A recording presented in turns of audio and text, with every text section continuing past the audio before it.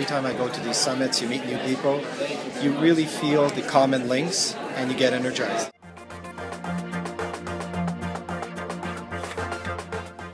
Adoption process and the things that we do day to day. And what it came down to was a positive pet experience is access to available resources that are trustworthy, and so do the barriers. So in both categories we came up with similar answers, and both came back to resources. And I think the barrier for making this happen is the lack of education. Positive education out there currently, but it's about a unified message. It's about working together.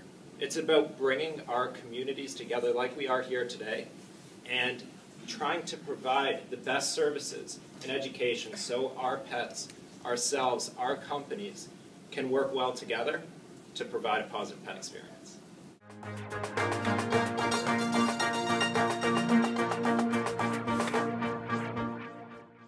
Sort of, number one, we need to change the language, them versus us, pet owners versus non-pet owners. We continue to leave the non-pet owner, their interests and concerns, out of our equation. We're pet owners, but we have to realize that there are a lot of people out there that do not share our passion. And their interests, their concerns have to continually be acknowledged and, where possible, resolved.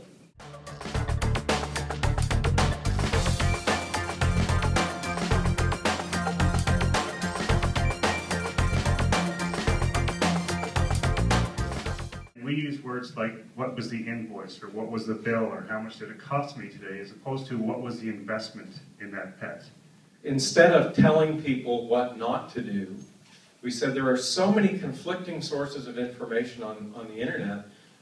When you get your first pet particularly, and you're looking at what kind of diet should I feed it, because this website says raw, and this website says no corn, and this website, so we talked about some of that earlier.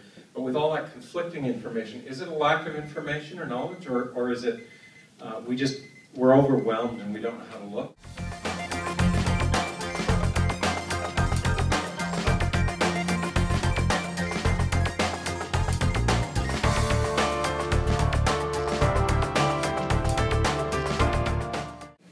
I think that one of the things that we need to do is to create a movement, an urban animal movement, and get some momentum behind it. You need achievable goals, small victories.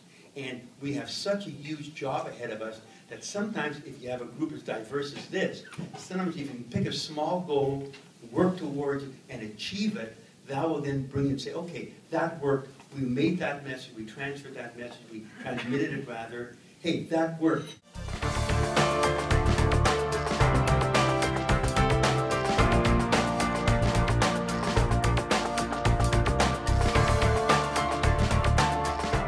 What I like about coming to the conferences and to the summit is the fact that you come face to face with a lot of people that you really would like to or need to work with in order to solve different issues that are pertinent to all of us and that are really social issues.